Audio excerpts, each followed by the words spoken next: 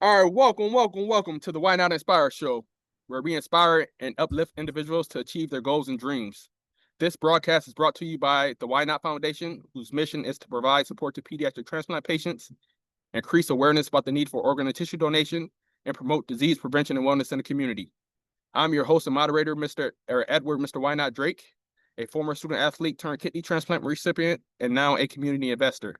I now would like to introduce you to my fellow co-host for today, Luke, who will tell you a little bit about himself. Luke, tell the world about yourself. My name is Lucas, and I'm actually a chronic kidney disease patient. I think I'm actually on the transplant list, and I Awesome. should get my transplant in like 6 to 12 months or something like that. I love Oh, playing baseball. I love playing video games in my free time. That's pretty much all I have to say. I would say more, but yeah, great. that's all I have We're to say. recording this on a day where the All-Star game is going on here in Atlanta, where I reside. Who's your favorite player? Ellie De La Cruz. I'm a Reds Okay, fan. what? Okay, who he play for? The Reds. Okay, awesome. My favorite player was who was my favorite player? It was good question. Who was my favorite player growing up? I don't know. I'm a Braves fan, so go Braves. So, but Hmm. thank you, Luke. It's great to have you on, and yeah, like I said, you're definitely inspiration to me. So yeah. But today we got the pleasure to interview one of our very own, our fellow co-host as well. But today he'll be our guest, Mr. Nathan Hart. He'll be sharing his amazing experience of having gone through his second transplant as a college student and now about to go off to college and continue living his dream. And like I said, we're so excited to bring him today. But as always, before when we start the episode, we like to give a quote of the day. And let me find my quote that I have for you all. when life put when life put you in tough situations, don't say why me, say try me. Like I said, every test leads to an amazing testimony. So yeah, don't say why me, try me. And let's say let's go, let's take it on. Just like Nathan has done. He took on his journey with kidney disease, and now he's about to go off and to the college campus, to the world, and go leave his footprint, his imprint. So yeah. So with that being said, let's start off with our first question. Nathan Hart, how are you doing today, sir? I'm good. Thank you guys for having me. It's been a pleasure. I know it's been a little bit, but excited to be back, excited to get back into the groove of things and make Yeah. some more videos and content. So yeah, excited to be here. No, absolutely. We took some time off. Like I said, we lost our producer and lost several members of our organization, and just we took at least about a year off to grieve. People going through different health issues, dealing with the loss of people so close to you. It was tough, and you got to put your own well-being first and make sure you're good. And now we feeling better, and we're back at it, and ready to start providing you all with content. So yeah, rest in peace, Mr. Philip Jones, who was our producer of our show, and the others that we lost. But yeah. But now, with that being said, we just have a few questions for you, Nathan, and I'll start off with the first one. How did you find out that you needed a kidney transplant?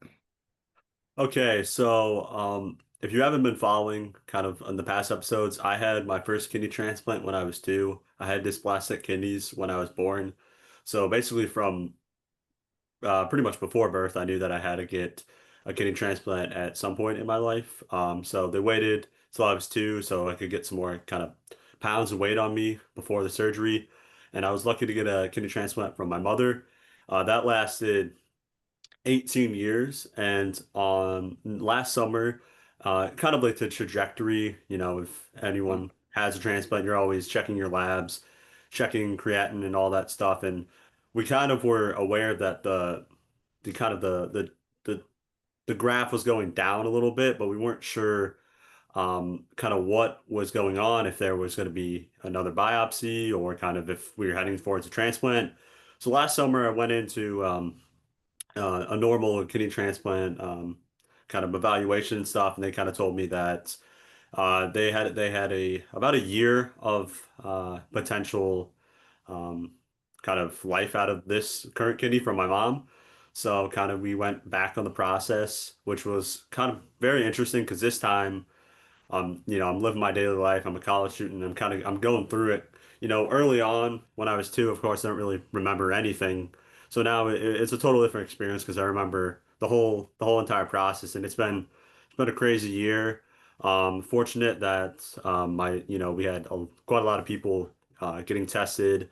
Um, Found that my sister was my best match, which typically is the case just because of blood related.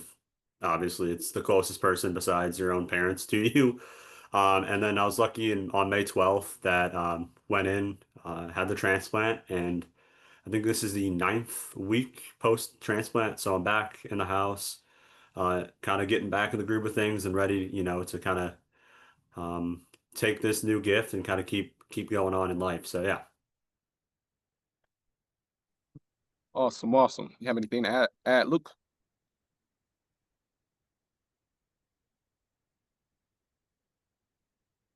Sorry, Yeah. audio was No, no, missing. no, Can you're I ask a fine. follow-up question? Yeah. How was like the post-transplant, like the first 6 weeks after you got your transplant? Like, how was that like? Were you able to like move around and do your everyday life, or did you have to do other stuff? So my first week, I was in the hospital. Went in on Monday. I believe I was out Thursday. The first day, I was pretty much kind of in and out of consciousness, kind of just all of the pain meds and kind of anesthesia wearing off. So that really wasn't much of kind of a day of remembrance a little bit. All I remember is I really wanted a water, which is kind of crazy because I'm so used to drinking water that it's like second nature. I don't really want it.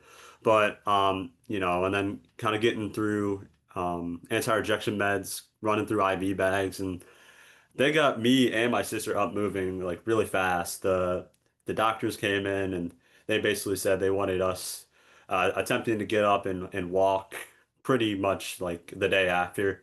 So that was tough. You feel the incision kind of stinging, burning. It's not, you also feel the organ. It's completely a new thing in your body. First week's interesting. It's it's a very weird experience being in the hospital for a week. I was lucky enough that I had my parents, my sister's boyfriend was also around, and then we also have cousins that live in um, nearby the hospital. So we had a decent amount of visitors. And then more after the hospital, I think the first week or two, I was kind of posted up on my couch, watching, some NBA games and kind of just going through that. And then kind of I think week 3, 4, I kind of hit a stride. I was moving a lot more. And then kind of up to week 6, they kind of let me move around. I mean, they told me I didn't have to go in every week. So now I'm up to every 3 weeks for kind of evaluation.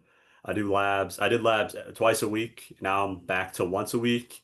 And then I believe it was my 6th week. I was actually at a Guardians game. They said I could go out in public with kind of some air and stuff and not be super tight knit with people indoors. But I mean, I'm kind of getting back to the everyday life and kind of just getting prepared for school, kind of mentally and physically. But I mean, the first couple weeks they're a little interesting, and then as you move closer to 3 months, they told me 3 months is kind of when you're almost pretty much back to normal, and the 8 weeks is as healed as the incision will be. I mean, obviously the nerves are still kind of coming back, but I mean, once you kind of get out of the hospital and the first 1 or 2 weeks are behind you, you kind of feel more like yourself, and the energy comes up, and you're like, wow, I didn't realize how bad I felt until I went through this. So yeah.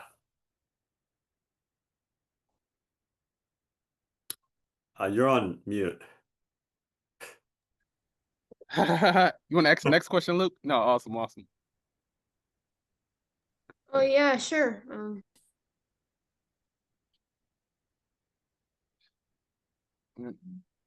Being a student, how did that news affect your everyday life and plans for the future? Yeah, so I mean, this was kind of a big fork in the road almost because that summer I'm a student assistant for my college, so we were planning on going to Ireland for the summer. So we had a trip abroad. Um, school obviously, and it's kind of just like you have a year, but it's like it could happen sooner or later than a year. And it's really at first it's kind of hard. How do I manage all of this? How do I manage the, wanting to go abroad, wanting to go through school? I'm in a fraternity. I wanted to run for a position on our exec board, and kind of really what the wise advice I got from my parents specifically was just like getting to a goal and kind of breaking things down. So we did okay. Me and my dad went to the Sphere in Vegas. That was our first goal. Then it was, can we get you to Ireland? That, that worked out. Then it was like, can we get you moved in to school? Can we get you through the beginning starts of school, first semester, all of basketball season? And then it was kind of just like, can we get you through? We had a trip once again to Vegas, back to the Sphere, and then the last probably 2 months is kind of just like kind of throwing it all in. Can we get you to the finish line? And breaking down, I think specifically when you have something kind of almost uncertain, you don't know day to day how you're going to feel, what your energy level is, if you really want to, socialize or be in the classroom, or, how the brain fog and tiredness affects you specifically with, chronic kidney failure kind of symptoms. Yeah. It was kind of just what I found was really kind of easy for my mind, was just like having a goal and kind of just attacking that goal that week or that 2 weeks. And it breaks down kind of the challenge of I have like, oh my gosh, I need it. Like I have all these things I want to get done. And it's just like, can you get one thing done at a time and still self-care and still prioritize yourself first? So I think that was the easiest thing for me, especially specifically being a student, is kind of just like breaking down, like, can I go through each kind of Yeah. class and each semester and make sure that I'm doing what I need to do, but also prioritizing self-care. Yeah. So Absolutely, absolutely. That's very important. Self-care is more important than most people know. So you can't be there for anyone else or be the best you unless you well cared for, and that goes for emotionally, physically, you know, mentally, everything else. So yeah, so thank you for that. I have a question for you. mhm. Were there any particular fears or questions that weighed heavily on you during these early days of knowing that you had to get a transplant leading up to it, and yeah, even like going under anesthesia. I know I hate going under anesthesia because you just I don't know. Yeah, I'm scared, honestly. Every time I go under anesthesia, I'm Yeah, kind of real anxious until you actually stick the IV in and stuff like that. So yeah, if you could speak on that, expound on that a little more, that'd be great. yeah. So I think kind of the week before, not the week before, kind of the year leading up to it, kind of always the fear of kind of like, oh my God, like, am I gonna have to like pause classes? Am I gonna have to take a gap in my semester or my year? So that was kind of a big fear, specifically because I think we all want to get in and get out of college and kind of get our degree, and I think that was kind of something that kind of crossed my mind earlier on, and I was like, am I going to be able to finish? And then all this stuff, flu and cold season, I was, concerned, like, with the most Yeah, germs, the weakest my immune system has been, like, am I going to make it through? And yeah, then you always have that looming kind of fear, like, am I going to find a donor? Well, specifically kind of early on in testing, and there's a few people on, and people are kind of getting crossed off the list. And then as you yeah, get closer to the transplant, it's a typical, major surgery fears. Like, I don't really love anesthesia. It's kind of like, how bad is the recovery going to be? Like, my big thing was just like, am I going to be like kind of like, I don't know. I was not really conscious the first time, so it's kind of just the fears of like going through a life-altering surgery and kind of just yeah, almost dealing with it on the other side. So I think kind of when I woke up and I was like, oh my gosh, it worked. It was kind of a big relief, specifically kind of as funny as it sounds, like peeing for the first time. You're like, okay, like yeah. I think it's working. And then you get your first set of labs back. You're like, you can kind of finally take a deep breath. You're like, okay, I think we're going in the right direction. So I think that was kind of a big kind of, you know, break away from kind of the fears and the Yeah, worries, specifically kind of post pre-surgery. yeah. Awesome. Let me add this. Did you did you did you like read any books or like seek out mentorship or spiritually or anything to help you with that as well? Like anything more in depth to help you through when you had those fears, or like how Yeah. did you? I Yeah. had a couple things. I was actually kind of ironically, I was in a like a growth and mindset class. So it's Uh-huh. kind of just like a lot of stuff that I learned, and it was more for like a coaching minor. It's more for coaching, but like Mhm. you can use a lot of that in your daily life.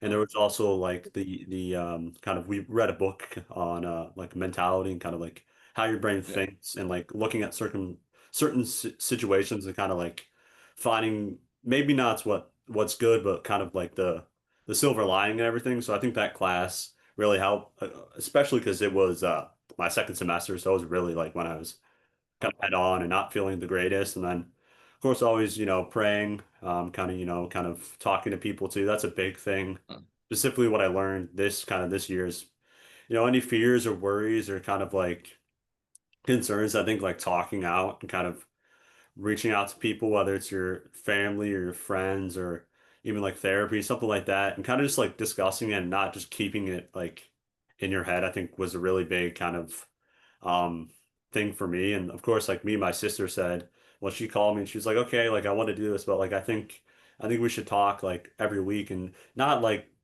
forced to, connect and, keep connecting, but like just checking and making sure that we're both okay and we're both, doing all right. So I think that was a huge thing, but it's kind of just like, looking out for yourself and if you need to or you feel like you have to talk to someone, like, finding someone or, somewhere that you can kind of clear your mind and kind of realize that, even though it doesn't seem like it's, going to be okay, it's going to be okay. So I think that was a big thing kind of mentally for me. I love it. I love it. Have at it, Luke. This is gonna be like a 2 or 3 part interview because I know we want to bring in his sister who is his donor and everyone. We already almost 25 minutes in and we just getting started. But go ahead, Luke. I'm gonna ask the next question. Sure. Can you walk us through how you prepared both mentally and physically for the surgery? Yeah, so kind of just going through that year, it was kind of just having a backup plan almost. It was kind of just like if I start to not feel well, like I'm very fortunate. I chose to go to school. It's only 30 minutes away. I do live on campus. I did live on campus through all this. But it was kind of just like planning. I had a roommate, decided like, okay, for self-care and kind of just like eliminating any extra germs in my daily life. Like I got a solo room and it was kind of just like taking every week kind of by the week and kind of just like prioritizing self-care, kind of, if I had to go home and get some sleep, I would. And I remember like kind of the last month, like 8 weeks, that's kind of when it kind of hit me. I was like, oh, I really don't feel great. And there was, a little bit of kind of some time where I would go to class. I had 2 classes and I would come home.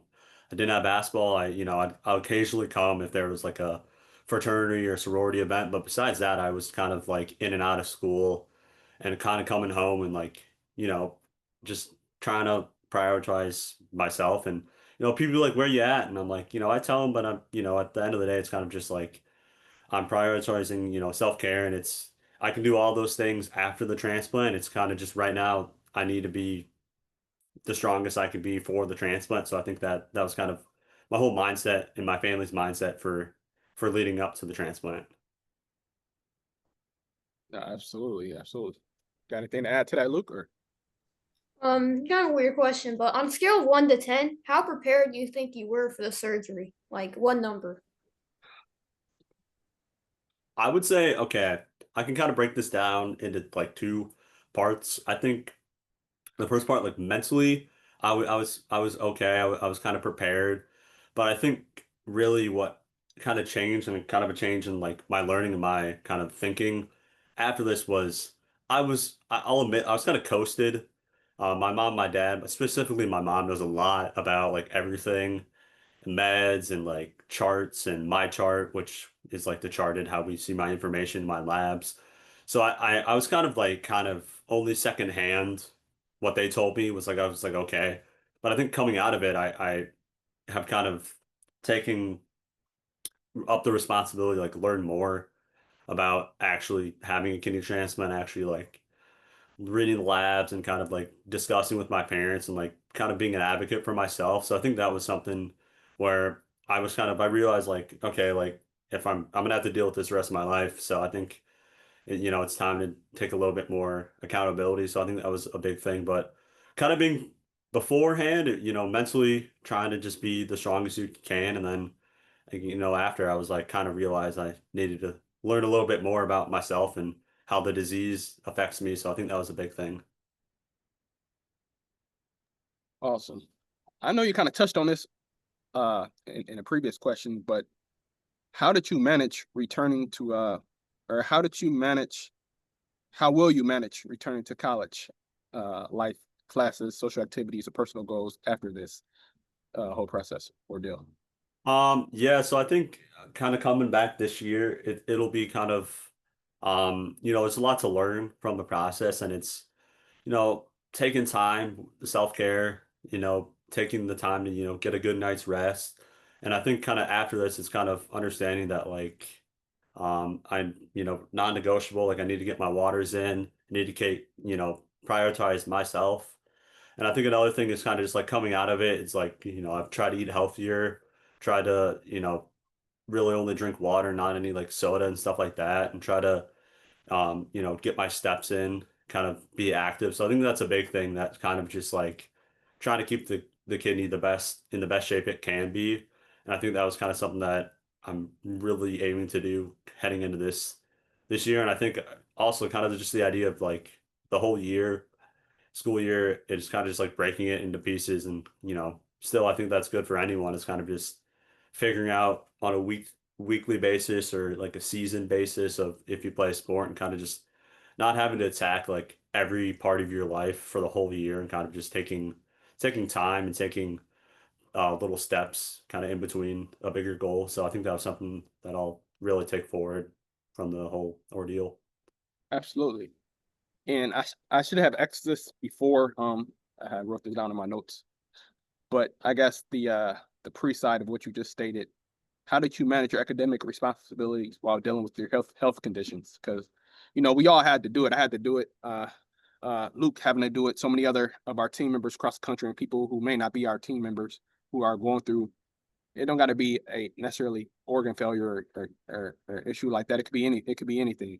But yeah, it could be anything that you're managing. But how did you manage your schooling and these other adverse circumstances as well? Yeah, so school, I think kind of as soon as I kind of found out and realized, I went to my counselor, and I think I emailed him over the summer, and I had a meeting with him around the time that I got back to school, kind of figured out kind of like a plan almost, because the biggest worry was like, am I gonna have to like pause stuff? And it was like, because actually early on they told me about November that they gave it a little less time than a year, so it was kind of like it could happen like Christmas break, yada yada yada. So it's kind of doing that school wise, and like having to like talk to my teachers and tell them, professors. And then, basketball wise, I had a meeting with my coaches, and I kind of told them. So it's kind of just, I think the worst thing you can do is like kind of hold it all in and then just like disappear, or like, disappear when you have to go, or not really tell anyone. So I think it was nice to kind of have those like kind of this backup plan. So it's kind of like, and everyone's like, when do you have to go, just go, and the stuff's already taken care of. Because I think the worst thing that I think anyone could do is have, not tell your employee, your school, and then you really are not feeling well, and you like, because it happens fast, and like it's, specifically the surgery and like post-op and going through that, like that's one less thing to like having to tell people. So I think having kind of a plan set in place, and um, kind of really, mentioning it to people like principals or school teachers and stuff like that, so people know. And I even did that before, I was even in kidney failure. I would, tell my high school, middle school teachers, it's just nice to know that, okay, I might get sick more often. Sometimes I'm gonna have to leave to go to the bathroom because I drink a lot of water. So I think it's just a good thing to like tell people, specifically just because I think it's always a good idea to have a backup plan, so I think that's kind of what I did for that. Awesome. Have at it, Luke. When you said that you hit kidney failure, then you got to get your transplant. Hmm. So what stage of like I know there's like different phases. Like, did you know that you were gonna need a transplant? Yeah, so um I think me and my mom were actually just talking about this the other day, and I think my GFR was like a 13 or like a 12 in March. Um, so I think we kind of personally guessed that we were probably at like stage 5. Kind of fortunately, I had a really good. I'm 21 years old now. It was kind of funny that all these kids. I was still on the pediatric side through this all, so it was kind of funny like going in. There's like kids around me. I'm like, hello, I'm here for my appointment. But they let me kind of have a little bit of a kind of a looser leash because they really knew I wanted to get through the school year. So I think that was something. I was very fortunate I didn't have to go through dialysis or anything like that. But the pediatric side is kind of just like if you feel okay, like, and if you think you can keep kind of pushing on, like we'll let you kind of go a little bit more than maybe a younger kid that probably can take the time to get it done. So I was very fortunate for that. But I think kind of it was just like at the end, it was like, okay, like this is a big deal. So I think, at that point it's like stage 5. So, but yeah. Awesome, awesome.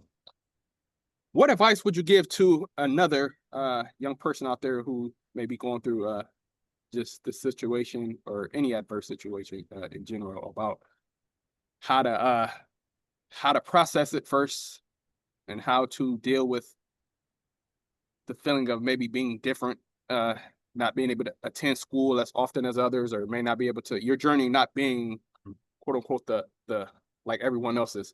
How would you what advice or what encouragement would you give to someone who's in a children's hospital of Los Angeles and just like feel like they don't have no hope, feel like their situation has just their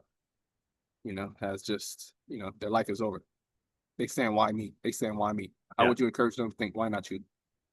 Um, I think to start, I would kind of, it's just the fact of kind of just when I was younger, it was kind of really in that same boat. It's just like, why me? Like, we'd get invited to Chuck E. Cheese for, some kid's birthday party. My dad's like, yeah, not going to that in the heart of cold and flu season. I'm like, can't do that. I'm like, why can't I play basketball? And it's just kind of like flipping the angle and kind of realizing that like it is okay to be different. It is okay to have like kind of life challenges because you grow from them and you really get almost a different experience than a typical person does. And I think it makes you stronger and it makes you a better person. So I think kind of that angle is kind of just like not feeling sorry for yourself almost and kind of realizing that it's an opportunity to kind of expand and kind of grow as a person. I think specifically it's just like taking each day for being a day, not having to worry about next week, tomorrow, next year,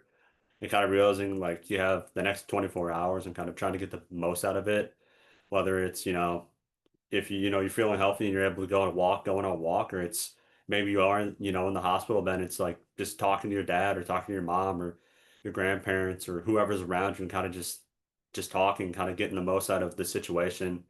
I think because that I think that's really what's just important is kind of just trying to make the most out of the situation that you're in and kind of realizing that there's good in everything. I think kind of realizing that it is okay to be different or special or have something that not a lot of people have. So I think that's a big thing that I've learned. It's okay to be, different or not the same. So I love it. I love it. Like I said, I'm inspired from hearing you say that. Like I said, I truly believe that everything that we go through all is a part of our destiny, is all part of our purpose. And everybody got different purposes in life. So everybody gonna go through different journeys and different ways to get there. And, just never give up. And, most importantly is in my opinion, is to, just, just fulfillment, just to have fulfillment, knowing that, whatever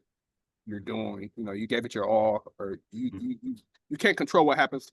You can't control what happens to you, but you can control how you respond. So, you know, definitely stand positive, control your mindset and everything on so on and so forth. So with them being my mentees, we're a family here at YNOTT. So I'm gonna ask both of them a question now.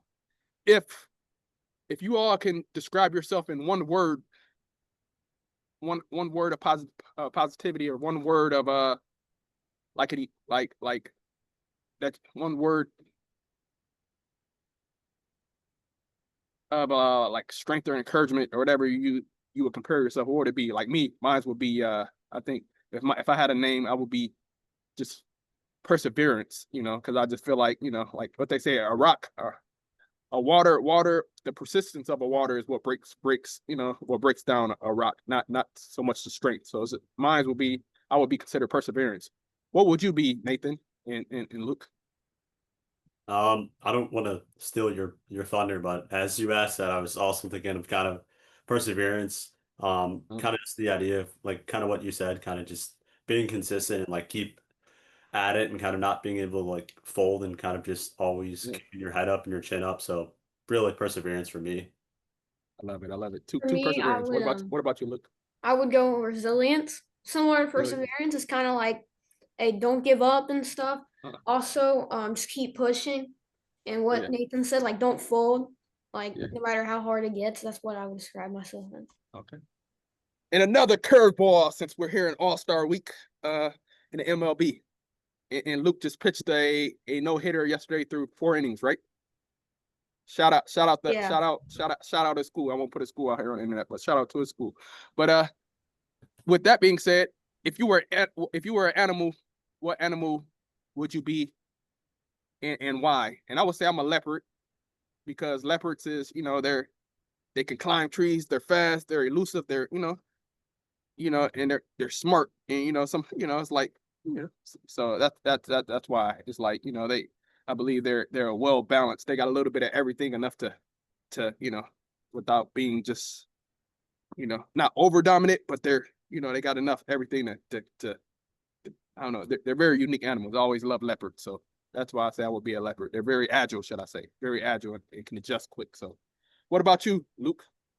I'd have to think about that one. That Okay, one's what about you, kind of tough. Nathan? We coming back. We Uh, coming back to you in 2 seconds. So, her. that's a tough one. I don't know if there's I feel like this is I think this is a right fact, but I think Uh, like salmon's like swim upstream. yeah, I think as wild as that sounds, I feel like kind of being a salmon because kind of upstream, everyone's going uh, one way and kind of persevering and uh, going the opposite way, yeah, kind of being okay with being different. I think that's kind of maybe something. If that is right, maybe you're saying, yeah.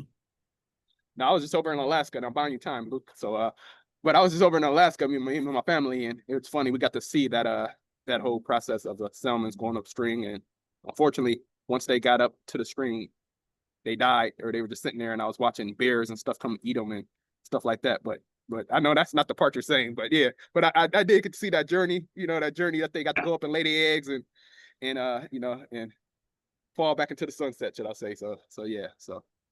But yeah, Luke, you have anything? You have one? All right. Pretty common answer, but probably the lion.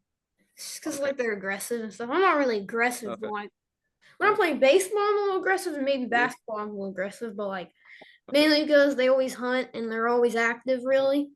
Okay. And I usually have a lot of energy all the Okay. time.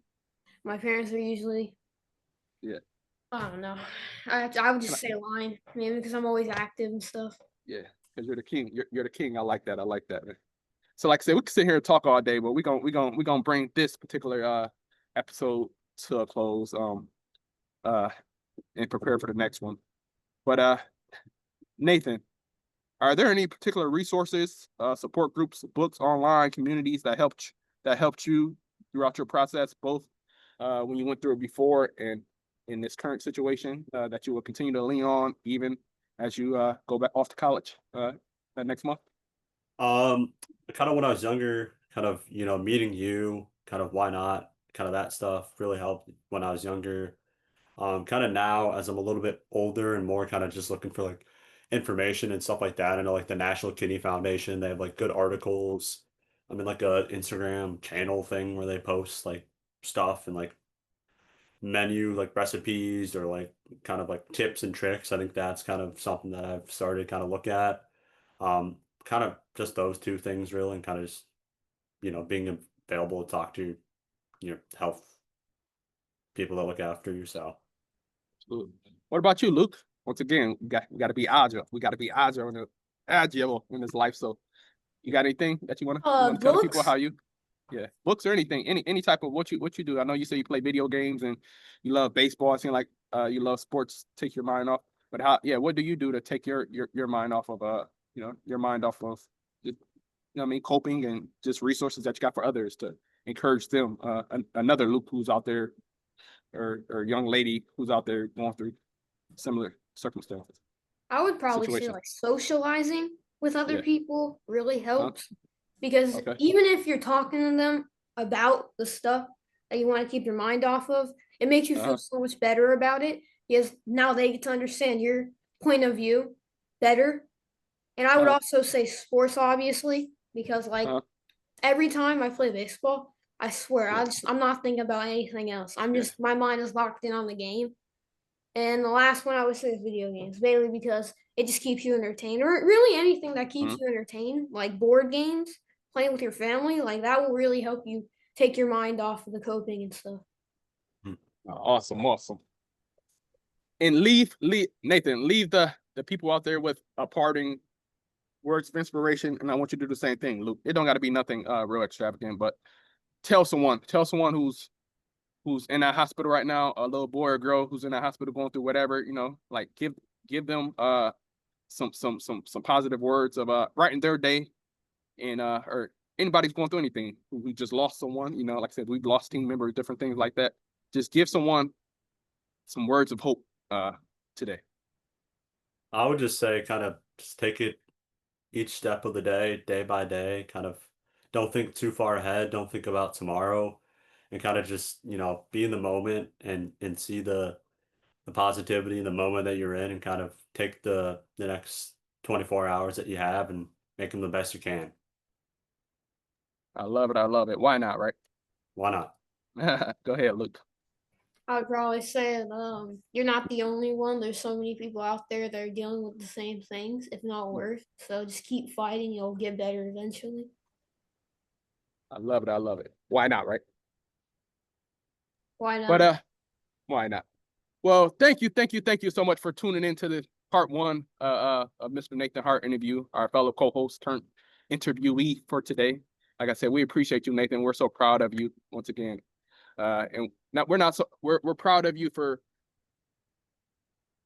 not only about the gift that you just received, but these two young people giving back, trying to pay it forward. And that's what it's about. Like I said, that's what Why Not was built on, like I said, me saying why me, and the man up above saying why not you, and why not turn negative to a positive. And got so many other people over the years, hundreds, thousands of people over the years have been able to go on and overcome their situations, but still give back. That's what it's all about. So thank you both so much for hopping on today, taking time out your busy summers, uh, to just try to share some light in the world. But I would like to give a special thanks to Mr. Sean Kunix, who just made a nice donation to help our podcast, help us launch our podcast. We appreciate you and the Toy Barn up in Columbus, Ohio. Thank you so much, in the Tampa area. I know CareDX just made a nice donation to our effort. So we truly appreciate all the amazing people over at CareDX and just everyone who have been supporting our organizations over the years. We cannot do it without you. Like I said, we cannot do it without the support of others. And we literally just trying to doing the work that the Lord has called us to do in our lives. So now with that being said, I would like to ask you all to why not become an organ and tissue donor today? And why not save a life? And why not brighten a child's day life? Why not go out in your community today and just try to be a blessing to someone? We're blessed to be a blessing. Why not, if you need someone in need, or you need somebody who need a hug or encouragement, someone lost a loved one, someone who's going through an illness, or someone who's anything, why not go out and just try to brighten somebody's day, impact somebody's lives? That's what we all try to do here at Why Not. So thank you so much for tuning into this episode. Hope you all continue to support our efforts. Visit www.whynot.org. and check out our website, buy merch, you know, volunteer, donate, do whatever you're led to do. And yeah, we'll see you on the next one. Thank you. Mr. YNOTT out.